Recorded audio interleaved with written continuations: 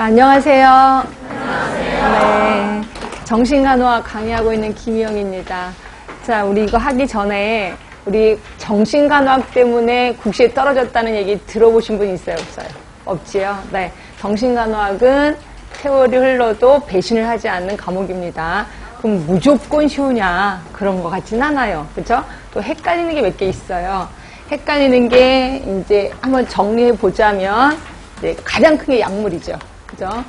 약물이 외우기도 그렇고 안 외우기도 그렇고 그래서 좀 반은 포기하다 보니까 약물이 꼭 시험 문제 나오더라. 그래서 약물은 좀 골치 아프다 라고 하는 친구들이 좀 많이 있고요. 그 다음으로 헷갈리는 게 또 역사. 그러니까 역사는 헷갈릴 거 하나도 없는데 여러분이 공부를 안 하셔서 그래요. 그러다 보니까 마구 헷갈리고 있습니다. 그런데 공부를 해도 헷갈리는 거 있어요. 그게 뭐냐면 방어기제. 그죠? 방어기제는 분명히 한다고 하는데도 나오면 헷갈려요. 그래서 그냥 그때그때 상황 봐서 맞기도 하고 틀리기도 하고 또 그 다음에 또 문제 또 똑같은 문제 풀면 또 틀리고 뭐 이런 게 좀 방어기제. 이쪽 부분이 많이 헷갈릴 거예요. 예, 이런 것들이 있고요.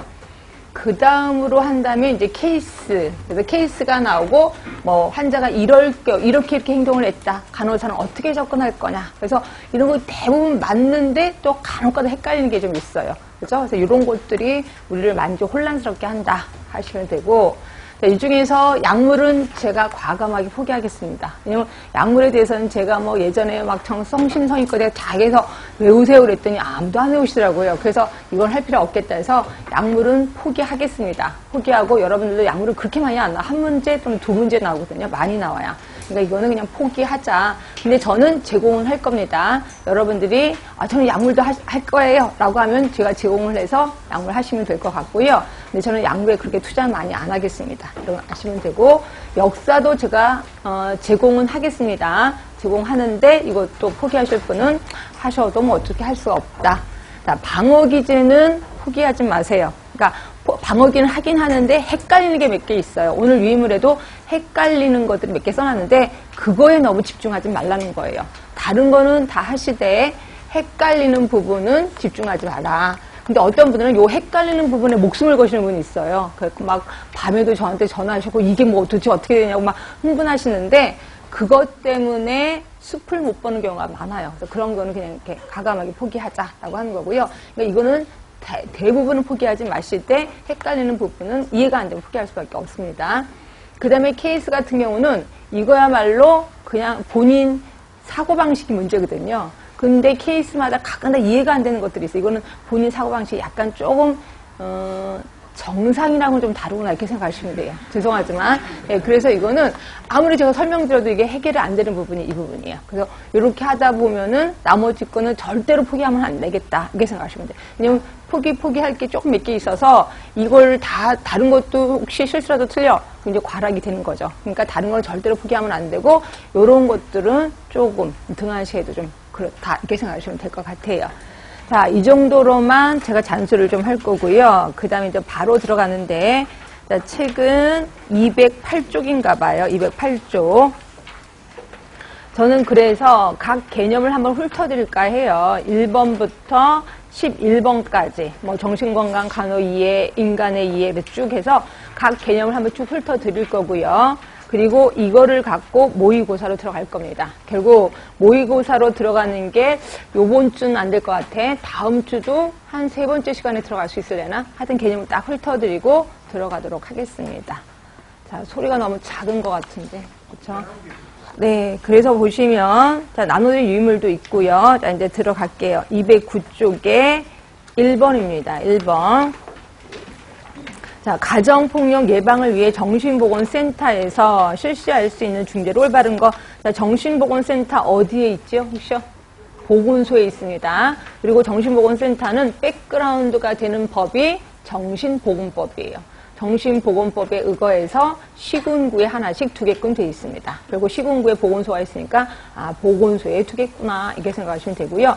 이곳에서 하는 일은 그냥 감으로 잡으실 수밖에 없어요. 이런 거 다 외우기도 그렇고 법에는 되게 많아요. 하는 일이 이제 감으로 잡으시면 되는데 이 문제는 예방을 위해서야. 예방을 위해서니까 우리가 알고 있는 1차 예방, 2차 예방, 3차 예방인가? 근데 그 중에서도 그냥 순수한 예방. 그러니까 1차 예방 쪽이라고 생각하시면 돼. 그래서 그걸 봤더니 답은, 문제는 다 미리 예습해 오셨죠? 네. 답은 몇 번이세요? 1번이에요. 1번이 가장 순수한 예방이다. 이건 쉽게 풀릴 겁니다. 자, 2번이요. 자, 우리가 알고 있는 1차, 2차, 3차를 제시하래요. 이런 것도 틀리면 절대로 안 됩니다. 자, 1번 위기중재를 말한다. 몇 차? 예? 위기중재 2차입니다. 2차. 자, 정신장애 치료 기간을 단축한다. 2차입니다. 정신장애 치료 비용을 절감한다. 2차입니다. 정신질환에서의 재활과 합병증 예방 무조건 3차네요. 조기 발견 2차네요. 그래서 지금 문제는 3차 예방을 올바르게 설명하는 것은 그러니까 답은 4번이 됩니다. 4번. 자, 3번이요. 이제 역사 얘기 좀 나옵니다. 사람 얘기 나옵니다. 다 봤더니 예전에는 그거 아실 거예요. 폐쇄된 병원 치료. 그래서 정신질환자들은 죄를 받은 사람이다. 그래서 깊은 감옥에 가다 뒀죠. 그러니까 그렇게 폐쇄된 병원에서 치료하다가, 그죠? 그리고 보시면 소수의 환자, 다양한 치료진으로 구성된 공동체에서의 민주적 분위기의 환경요법을 표방한 치료적 지역사회론. 이 사람 좀 외워두셨으면 좋겠어. 왜냐면 이분 때문에 정신질환자들 병원에 아니라 지역사회로 되게 꺼내기 시작했거든요. 그래서 이분은 꼭 외우셔야 돼. 그래서 이분이 지역사회 정신간호의 대표적인 사람인데요. 누구냐면 맥스웰입니다. 맥스웰. 이분은 치료적 공동체를 제시한 사람이고요. 우리 맥스웰 하면 맥스웰 커피 생각하시면 돼요. 커피 어디서 먹는 게 좋아요? 병원에서 먹는 게 좋아요? 들판에서 먹는 게 좋아요? 들판, 야외에서 먹는 게 좋아요. 결국 이분들은 환자를 지역사회로 끌어내신 분입니다. 그래서 맥스웰 하면 치료적 공동체 기억하시면 되고요. 자, 옆에 분들도 얘기해 드리겠습니다. 베일리라는 사람. 자, 베일리는 이분은 정신간호학 교과서를 처음으로 만든 사람. 정신간호학 교과서를 처음으로 만든 사람. 간호사지요. 베일리입니다. 이분 때문에 우리가 힘들어지고 있습니다. 자, 그 다음에 크레펠린. 자, 이분은 정신병은 죄를 받은 게 아니다. 뇌의 병이다 라고 얘기했어요. 그러니까 뇌가 병이 생긴 거니까 그 병을 치료해주면 된다라고 하신 분이 크레펠린이에요.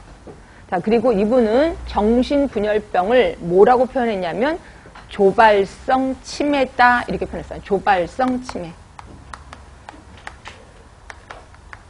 일종의 치매라는 거죠. 치매라는 거예요. 근데 젊은 시절의 치매다. 치매는 나이 들어서 오는 게 치매인데 그게 아니라 어린 나이, 젊은 나이에 치매가 온 거다. 이렇게 얘기를 했습니다.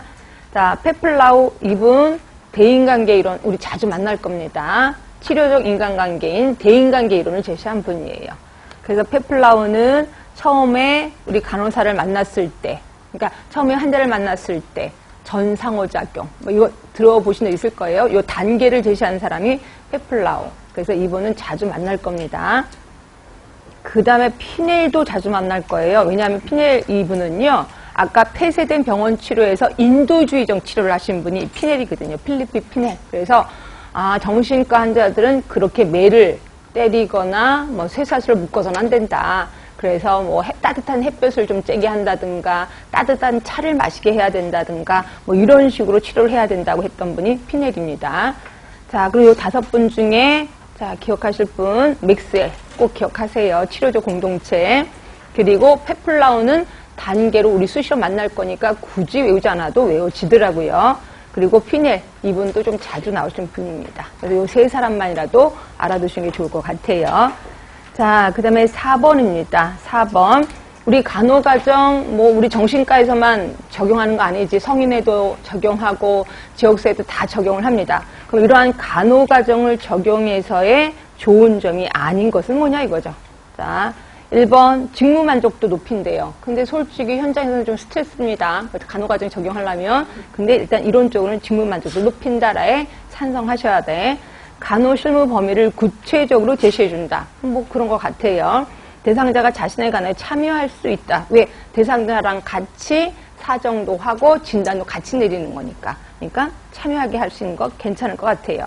자, 대상자의 재원 기간을 단축시킵니다. 물론 닥터들은 이제 승인하진 않아. 근데 우리가 생각하기에 재원 기간이 단축된다라고 주장하고 있습니다. 그러면 답은 5번이 틀렸다는 거네. 5번이. 자, 치료 요원들이 정보 등을 각 각각 수집해서 정보의 정확성을 비교할 수 있다. 뭐가 틀렸을까요? 예, 각각 수집한다는 게 그렇잖아. 그렇죠? 그러니까 한 사람을 대상해놓고 뭐 간호사가 A라는 간호사, B라는 간호사 각각 하는 거죠. 각각 해서 서로 비교해봐. 그러면 안 되겠죠. 그럼 어떻게 해요? 제일 좋은 건 뭐냐면 내가 이렇게 해서 간호 과정을 적용해서 간호 진단을 내렸어. 그러면 다른 간호사가 보고 아, 이 사람은 이런 상태구나라고 의사소통할 수 있겠죠. 굳이 이 환자에 대해서 이렇게 얘기 안 해도 간호 진단만 딱 내는 거 보고 아, 이 사람 이렇구나라고 대화가 된단 말이에요. 결국 치료 요원들 간의 대화가 가능하다는 거죠. 전문 직종 간의 대화가 가능하다. 그래서 의사들이 보더라도 간호 진단 딱 보고 아, 이 사람 이런 상태네 라고 이해가 될 수 있게끔. 예, 그래서 이거는 대화가 가능하게 되는 거지 서로의 비교 정확성을 비교할 필요는 없다 하시면 돼요. 답은 5번이 됩니다. 자, 그 다음에 5번이요. 자, 이거는 예전에 한번 얘기했었던 것 같아. 이거 지역사에서 얼추 얘기했었던 것 같은데 제가 신, 이원론 이게 나중에 신, 이론론으로 갔다. 이거 WHO의 건강의 개념 할 때 얘기했을걸요. 그리고 지금은 생활 개념이다라고 얘기했었던 거 기억하시나요? 자, 심신이론론은 마음과 몸은 따로따로다라고 얘기한 거예요. 이게 19세기 이전입니다. 이전. 그리고 심신이론론은 마음과 몸은 하나다. 그래서 마음이 아프면 몸도 아프고 몸이 아프면 마음도 아플 수 있다. 이게 19세기. 그리고 여기는 결국 신체적, 심리적 여기 나옵니다. 그러니까 신체적, 심리적이 아니라 정신적 여기 들어가는 거죠. 거기에 플러스 사회적인 건강이 하나 더 들어가는 게 생활 개념. 그래서 이건 20세기입니다. 그러니까 신체, 정신, 사회적 건강 이게 생활 개념. 네. 그러니까 이런 거는 기본이니까 알아두시면 돼. 예, 그러면 예전에 여기는 뭐예요? 신체 개념이지. 몸에. 정신이 아픈 건 우리가 못한다 그랬습니다. 하늘에 계신 하느님이 알아서 하는 거고요. 우리 인간은 신체에 대해서만 관리할 수 있다. 그래서 신체 개념이에요. 그리고 이거는 신 개념이고, 이거는 생활 개념이고, 이렇게 생각하시면 돼요. 그래서 그거에 대한 겁니다. 자, 봤더니 올바른 거를 고르래. 자, 1번입니다. 신체와 정신을 구분할 수 없다. 뭐예요? 심신 이론론이죠. 그죠? 괜찮을 것 같은데. 자, 2번입니다. 신체와 정신을 구분할 수 있으며 서로 관련이 있다. 구분할 수 없다. 라고 얘기를 했었습니다. 그래서 틀린 거고요. 자, 근데 서로 관련이 있다. 이건 맞습니다. 그 다음에 신체와 정신은 아무런 관련이 없다? 아니지. 관련이 있습니다. 신체적 문제, 정신적 문제가 동시에 있어. 그럼 어떻게 할까요? 동시에 중재를 해야 되겠지. 누구 먼저 해주는 거 아닙니다. 자, 신체적으로 건강해야 정신적으로 건강하다? 아니요. 정신적으로 건강해도 신체적으로 건강할 수 있습니다. 그래서 정확한 답은 1번이 됩니다. 하시면 되고요.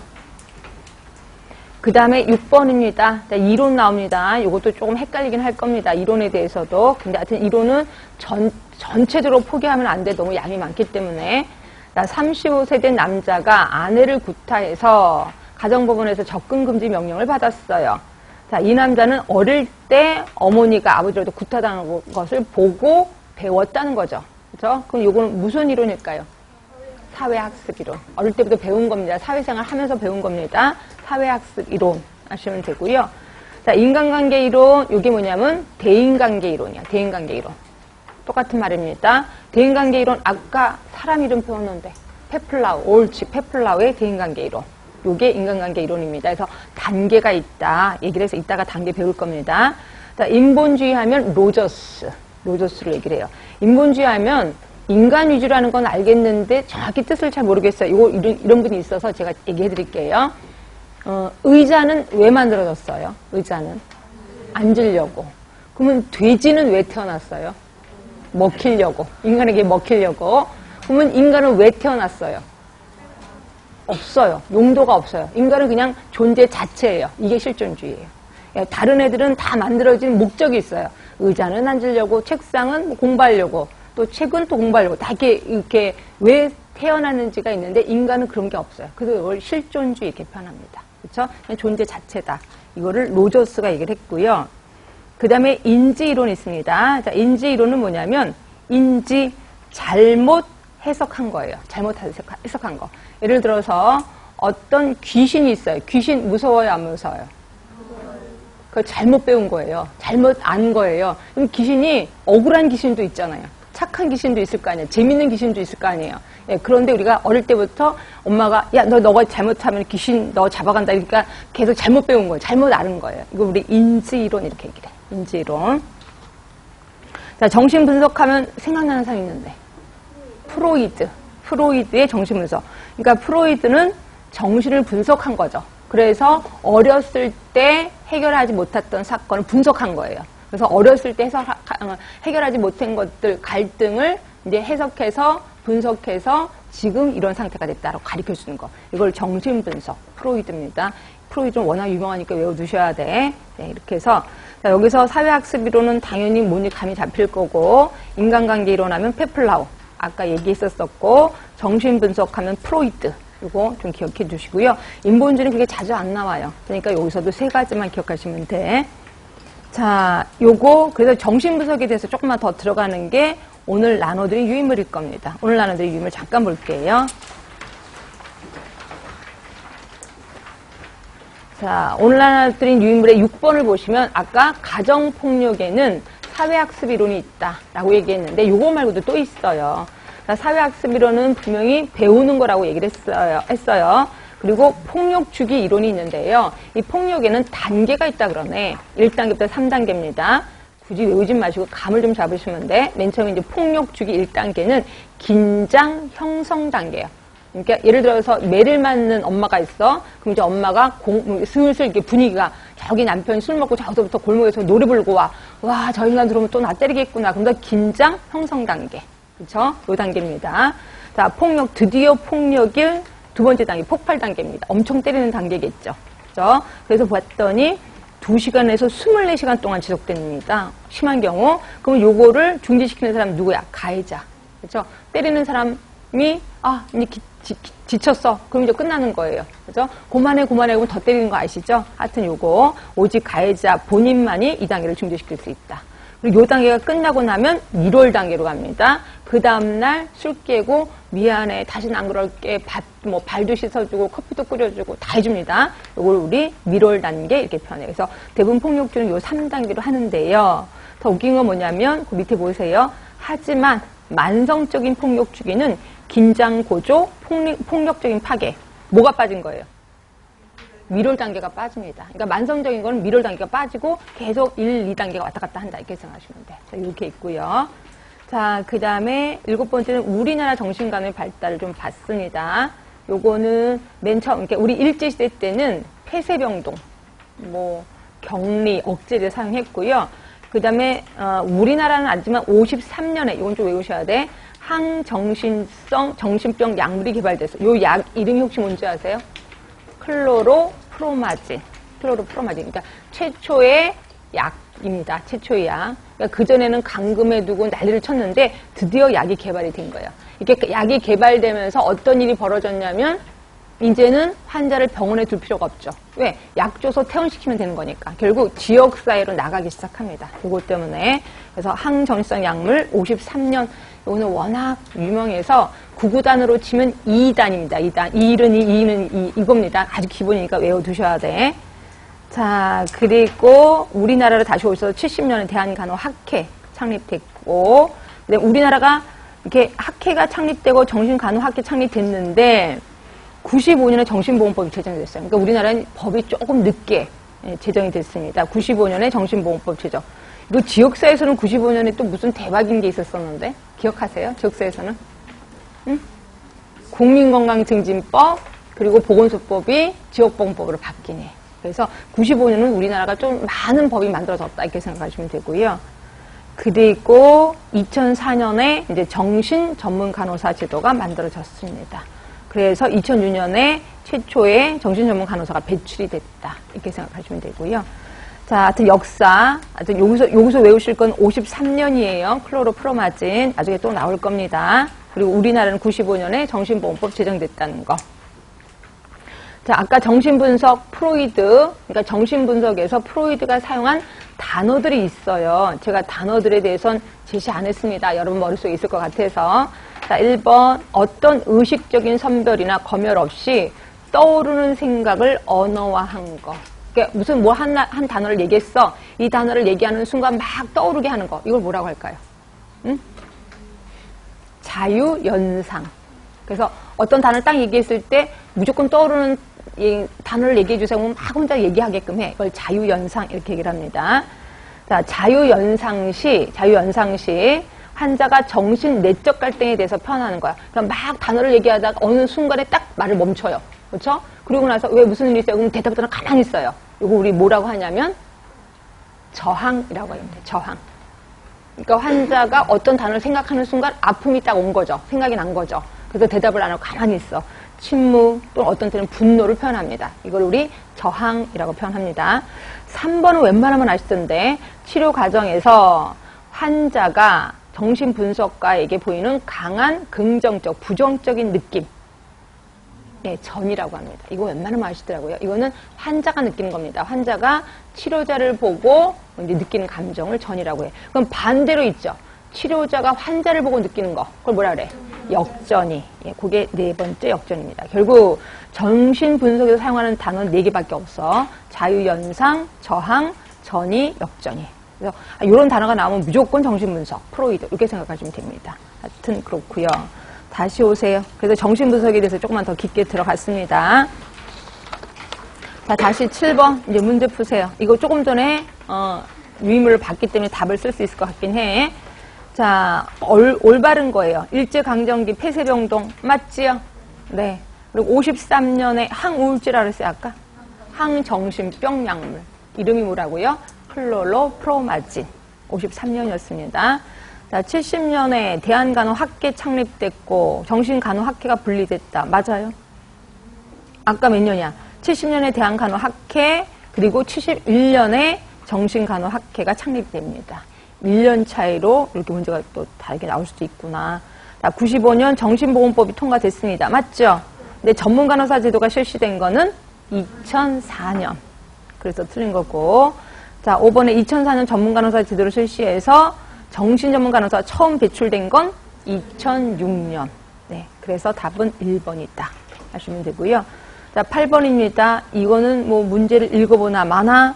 자, 누가 느끼는 거예요, 지금? 환자가 느끼는 거야? 치료자가 느끼는 거야? 치료자가 느끼는 겁니다. 그러니까 답은 역전이. 답은 1번이고요. 자, 근데 이게 치료자가 느끼는 역전이 중에 하나가 기분 좋은 거라면서요. 환자가 오늘 너무 얼굴이 이뻐요. 어저께 뭐 화장 잘하셨어요. 그럼 기분 좋아요, 안 좋아요? 예, 근데 그것도 역전이래요. 그게 역전이래요. 환자가 나를 칭찬해서 기분 좋은 건 역전이래요. 이제 그럼 환자가 칭찬해도 기분 나빠야 되나? 아직 감정이 흔들림이 없어야 돼. 하여튼 그렇습니다. 하여튼 답은 1번이고요. 자, 9번입니다. 이건 느낌인데, 자, 정신건강과 정신질환이라는 단어가 현대사회 강범위에 사용되고 있으나 엄밀하게 어떠한 인간행동의 양상이 정신건강 또는 정신질환의 상태인지 관해서는 학자들 간에도 의견 차이가 있다. 자, 이 중에서 정신건강, 솔직히 정신건강이 있고 정신질환이 있는데 어떤 게 더 포괄적인 개념일까요? 정신건강이 훨씬 포괄적인 거야. 거기 안에 정신질환이 들어있는 거고요. 이 중에서 정신건강의 개념을 가장 잘 올바르게 설명하고 있는 거. 이건 느낌인데 뭐. 답은요? 네? 5번이죠. 다른 거는 아닌 것 같아. 답은 5번입니다. 이건 느낌입니다. 자, 10번 드디어 요거 나오네요. 대인관계. 자, 대인관계. 모두 4단계라 그랬어요. 누가 얘기했다 그랬지? 페플라우. 페플라우가 맨 처음에 전 상호 단계, 그러니까 전 상호적 단계. 처음 만나기 전입니다. 전 상호적 단계. 두 번째가 OT 단계. OT 단계. 이때 이제 환자 처음 만난 겁니다. 이걸 초기 단계라고 해. 그 다음에 활동 단계. 그 다음에 네 번째가 종결 단계. 그래서 페플라우는 요 4단계를 제시했습니다. 결국 자, 그러니까 여러분들 공부 어떻게 하시면 전상호적 단계에서는 무슨 일을 해야 될지, OT 단계에서는 무엇을 해야 될지, 이런 거를 감을 잡으시면 되는 거예요. 그러면 전상호적 단계에서는 환자를 만나기 전이야. 그럼 어떻게 할까? 무슨 행동을 할까요? 나에 대해서 생각을 해야 돼. 간호사 스스로 나는 어떤 성격을 갖고 있고, 나는 어떤 개념을 갖고 있고, 이런 걸 다시 한번 확립을 해야 돼요. 그리고 OT 단계 환자를 처음 만났습니다. 그럼 처음 만나서 제일 중요한 거는 목적을 설정해야 돼. 그죠? 목적 설정. 자, 물론 진단도 해야 되겠죠. 환자의 상태에 대해서 진단하고, 목적 설정. 자, 목적 설정 다 했으면 이제 활동을 합니다. 활동 쭉 하고, 그 다음에 종결 단계를 말 그대로 종결 단계. 이렇게 하시면 돼. 이렇게 4단계. 그 다음에 각 단계에서 무슨 일이 벌어지는지 여러분 감으로 잡으실 수밖에 없어요. 자, 그러면 대상자, 일단 볼게요. 대상자와 상호 간의 계약을 맺는다. 어느 단계? 어느 단계일까요? 계약하는 거. OT 단계 일어날 것 같아요. OT 단계.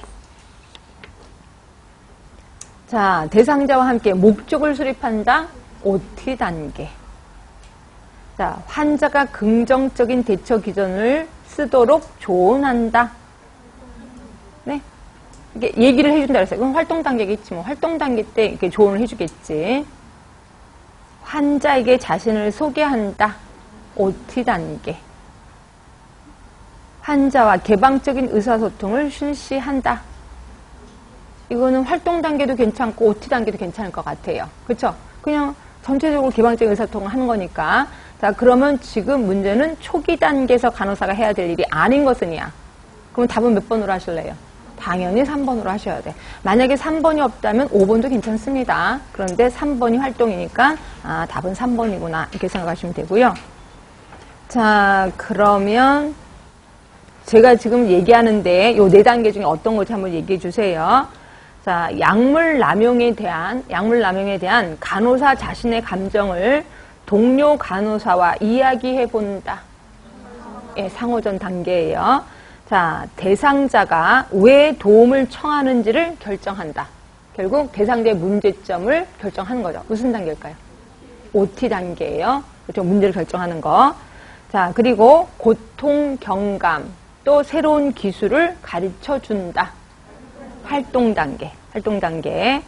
자, 그 다음에 간호사가 자기의 전문적인 강점, 한계점에 대해서 분석한다. 예, 이거 상호전 단계 하시면 되고. 하여튼 이런 식으로 해서 좀 감을 잡으시면 돼. 하여튼 10번의 답은 3번이었고요. 자, 11번 사람 이름 또 나오네요. 자, 이거는 인도주의적 입장에서 물어보나 뭘 것 같아요. 인도주의적. 예, 5번이죠. 필리핀 피넬. 이 사람은 인도주의적이라고 얘기했었습니다. 햇빛, 신선한 공기, 이런 데에 외출을 하는 게 좋겠다라고 한 거고요. 그럼 나머지 사람들. 자, 1번입니다. 아돌프 메이어, 정신생물학의 창시자.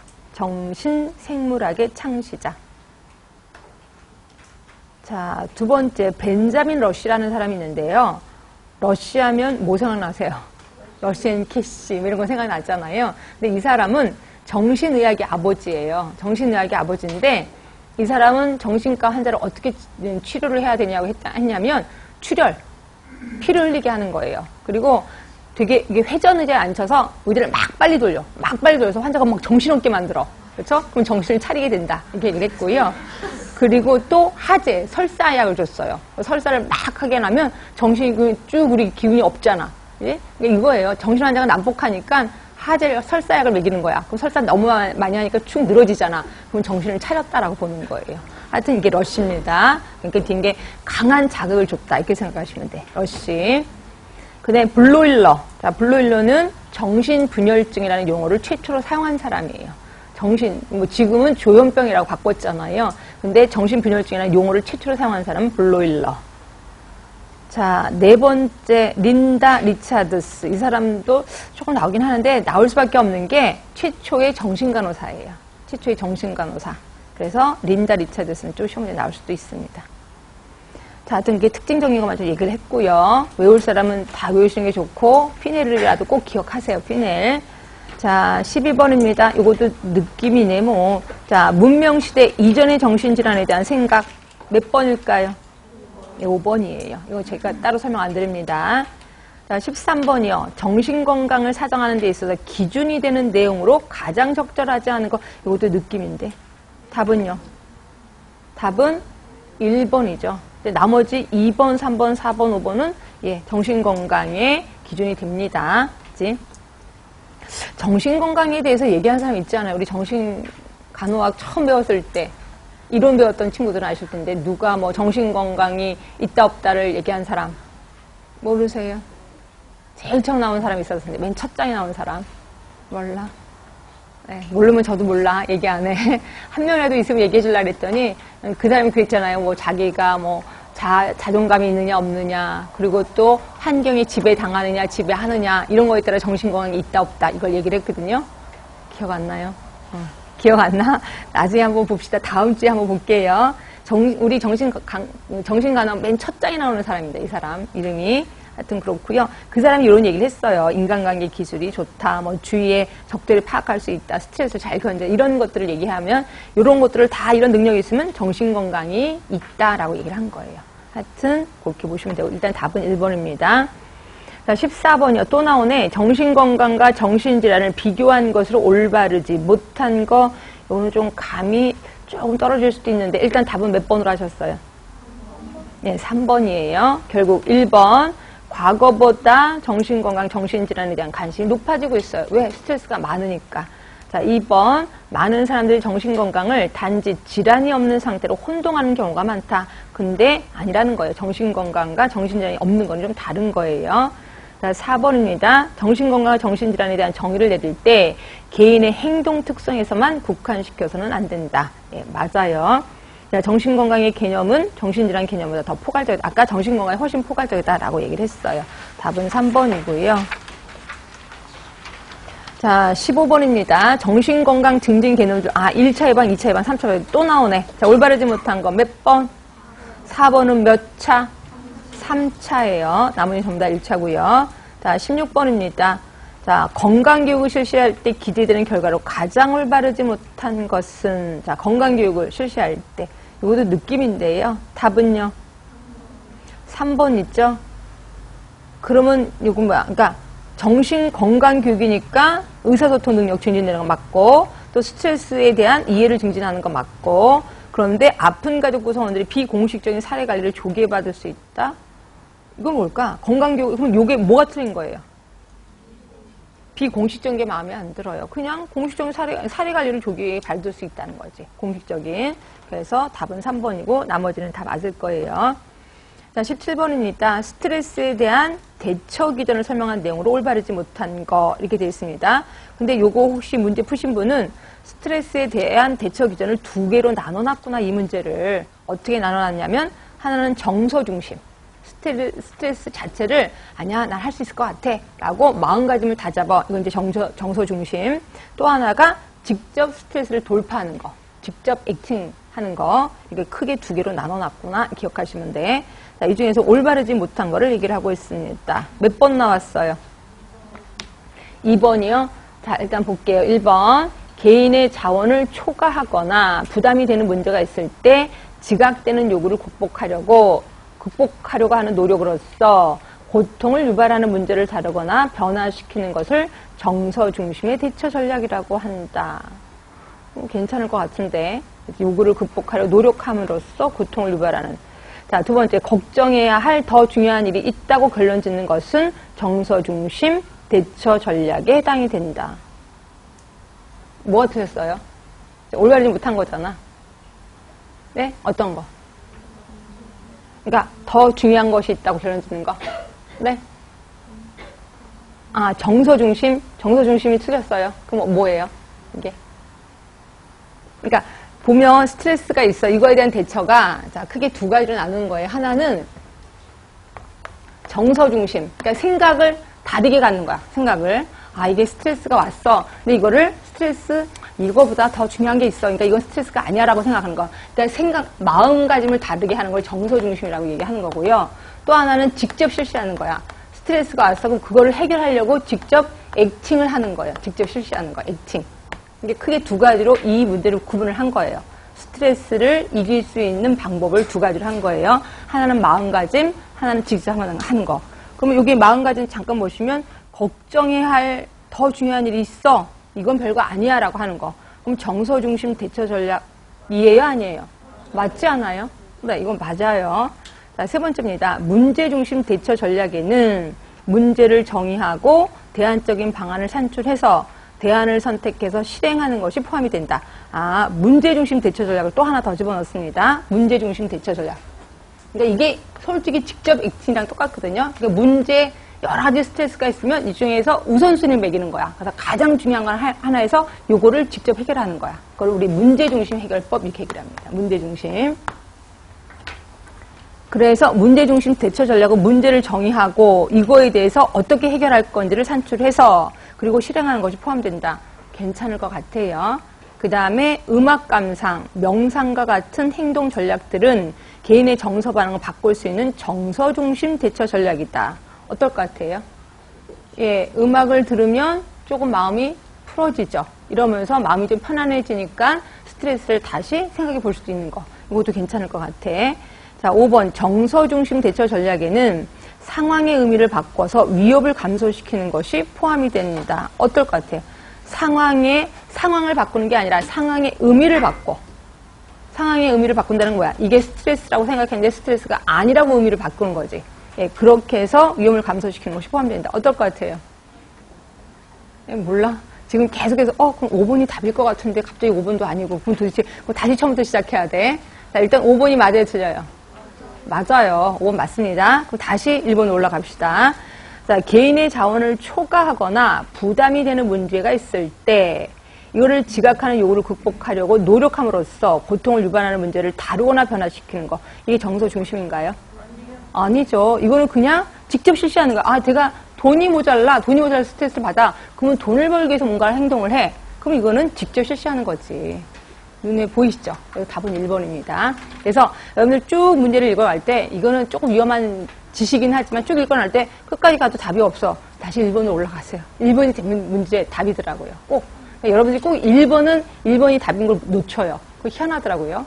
다시 올라가면 1번이 답입니다. 그래서 답은 1번이고요. 요건 조금 많이 힘들어 하셨습니다. 스트레스 대처 기정. 자, 18번이요. 자, 대기업에 다니는 P씨가 승진을 했는데 그 다음부터는 뒷골이 당긴다고 호소했어요. 자, 올바른 간호중재가 아닌 것은 이렇다고 즉시 정신분석 치료를 할 필요는 없지요. 나머지는 다 맞고요.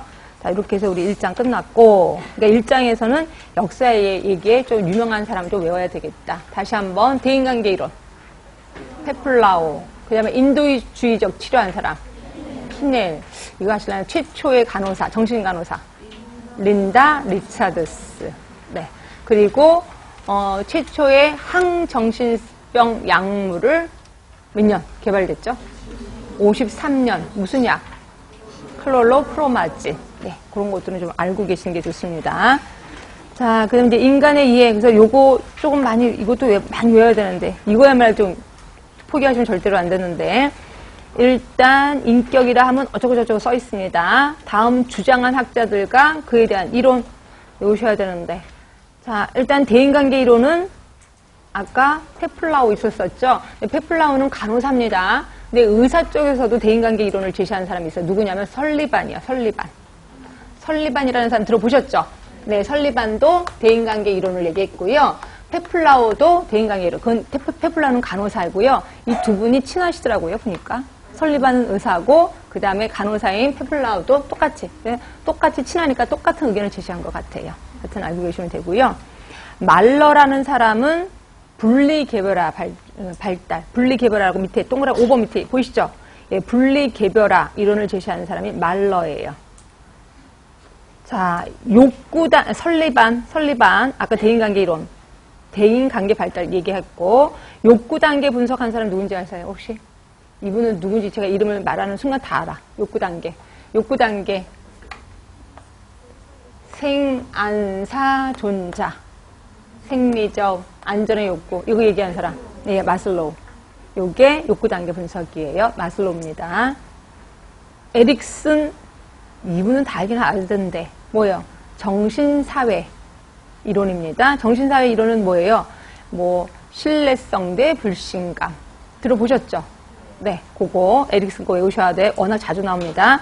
정신성적 발달 프로이드. 그래서 이분은 구강기, 학문기 얘기했던 분 기억하실 겁니다. 그래서 이것도 틀린 거고 프로이드 무의식 분석 맞지요? 네, 정신 분석, 무의식 분석입니다. 피아젯 하면은 인지 발달 이론, 인지 발달. 그리고 분리개별화 아까 말한 대로 말러입니다. 자, 여기서 기억하실 분 프로이드 기억하셔야 돼. 그 다음에 에릭슨 기억하셔야 돼. 이거 설리반은 그냥 이름만 보시면 될 것 같고, 그 다음에 또 나중에 또 할 사람이 있는데 일단 계속해서 들어갈게요. 답은 4번이고요. 자, 이번에 에릭슨 아까 기억하라 그랬죠. 에릭슨은 정신사회라 그랬습니다. 정신사회. 그래서 봤더니 혹시 기억하시죠? 위험한데 한번 해볼까? 영아기는 처음에는 무슨 기? 모대. 그러니까 얘가 잘 그 발달갑을 잘했어. 신뢰성이 됩니다. 근데 못했어. 불신감. 신뢰성 대 불신감. 그 다음에 두 번째가 초기아동기입니다. 아예 좀 정리를 해드릴까요? 해드려요? 안 해요? 필요 없어요. 그러면 초기아동기 뭐예요? 자율성 대 수치심. 그럼 후기아동기 3세에서 6세. 주도성 대 죄책감. 그 다음에 학령기 6세에서 12세. 근명성 대 열등감. 그 다음에 청소년기 정체감 대 역할 혼돈. 그 다음에 초기 성인기는 18세부터 45세입니다. 친밀감 대 고립감. 그러니까 여러분들이 초기 성인기야. 여러분입니다. 여러분. 그러니까 여러분 나이에 다 있으면 친밀감이 생기고 아니면 고립감이 생기고, 대부분 여러분들 같은 우리 과인데도 고립감, 혼자 노는 애들 있을 거예요. 다른 사람을 다 왕따시키는 사람, 이런 사람들이 고립감이라고 생각하시면 되고요. 그 다음에 중년기 하면은 뭔가 아웃풋이 나와야 되겠죠. 45세가 넘었으니까. 생산성 대 자기 침체. 예. 그리고 노년기 하면, 노년기가 시험에 좀 자주 나던데, 통합감 대 절망감. 그래서 앞쪽하고 뒤쪽이 좀 많이 나와요. 그래서 여러분들이 그 가운데 초기 성인기 이런 걸 잘 모르나 봐. 하여튼 그렇고요. 자, 이 중에서 청년기예요. 청년기. 그러니까 청년기 하면은 초기 성인이 여러분 쪽 나일 거예요. 청소년기가 아니라 청년기거든요. 그렇죠? 그러니까 여러분 나이 정도 될 것 같은데, 그러면 일단 1번은 뭐야? 1번은 어느 기예요? 학령기. 2번은 영아기. 3번은 3번 수치감 하니까 초기 아동기지. 그러면서 수치감이잖아. 수치감. 그러니까 자율성 대 수치감이거든요. 그러니까 기대와 압력을 느끼면서 수치감과 의심이 생긴다 했으니까 초기 아동기예요. 초기 아동기. 맞지? 수치감이니까. 그리고 4번은 뭐야? 가족에 대한 책임을 갖는다. 이건 중년기 같아요. 중년기 45세부터 생산성 대 자기 침체. 그 다음에 정체감이니까 여기에 그러면 이게 청년기? 청년기가 청소년기를 얘기합니다. 정체감 대 역할 혼돈이니까. 그러니까 답은, 문제는 청년기라고 했는데 청소년기를 얘기하는 것 같아요. 그래서 답은 5번이네. 그렇죠. 할 게 없죠, 지금. 없어. 그러니까 이거는 청소년기를 얘기하는구나. 그러니까 초기 성인기가 아니구나 생각하시면 돼. 아까 제가 착각을 했나 봐. 그러니까 결국 답은 5번 할 수밖에 없습니다. 그래서 하시면 되고요. 이걸 답을 혹시 3번으로 했어요? 아니지? 답은 5번으로 하시면 됩니다. 그래서 이게 에릭슨. 그래서 웬만하면 이걸 외워. 근데 이거 혹시 아동간호학에서도 배우지 않아요? 네, 그래서 하셔야 되는데. 하여튼 이거는 꼭 포기하면 안 됩니다. 그 다음에 이제 3번. 이것도 포기하시면 안 돼. 이거는 그 유명한 그림 알고 계셔야 되지? 자, 요거 이렇게 된 거. 여기 위에는 뭐예요? 자, 여기는 초자, 여기는 이드. 그리고 이렇게 선이 그어지고 여기는 의식, 여기는 무의식. 요 선은 전의식, 또 다른 말로 잠재의식 이렇게 표현하죠. 그래서 조금만 생각을 집중하면 떠오르는 생각이 요 전의식. 그렇죠? 요 밑에는 전혀 떠오르지 않습니다. 네, 이런 거 보시고, 결국 자아는 대부분의 의식과 그 다음에 일부 의식, 무의식으로 이루어져 있다 하시면 되고, 초자는 대부분의 무의식과 일부 의식으로 이루어져 있다 하시면 되고, 이드는 전체적으로 다 무의식에 이루어졌다 이렇게 얘기를 하면 돼요. 요 그림을 머릿속에 기억하시면 될 것 같아요. 자, 요것도 앞에 뭐라고 박 써 있는데, 자, 세 번째 줄부터 볼게요. 혼란된 무의식적 기억이 의식에 도달되지 않도록 도와주는 기능을 하는 것으로 의식 밖에 있으나 집중하면 의식화할 수 있는 의식의 영역을 프로이드는 뭐라고 했을까요? 전의식, 다른 말로는 잠재의식 이렇게 얘기를 했죠. 답은 4번이고요. 자, 4번입니다. 도덕적 기준에 맞춰 행동하도록 하며 양심과 같은 것으로 양심하면 딱 나오는 거 있는데 예, 초자죠. 그러면 이 초자는 옳고 그름을 판단하는 거예요. 누구로부터 배울까요? 초자. 부모로부터 배웁니다. 부모로부터. 자, 그러면 답은 5번이고요. 자, 이 중에서 쾌락의 원칙 어디야? 쾌락의 원칙 몇 번이에요? 2드. 2드는 쾌락의 원칙. 자, 성격의 집행부 뭐예요? 성격의 집행부. 여기서 1번부터 5번까지 성격을 집행하는 사람. 집행하는 사람이 아니라 집행하는 거. 자라고 합니다. 자. 자는 성격의 집행부, 2드는 쾌락 원칙, 초자는 옳고 그름을 판단하는 부분이에요. 그리고 답은 일단 5번이고요. 자, 그 다음에 정신 기준 나오는데 이건 좀만 쉬셨다가 마저 하도록 하겠습니다.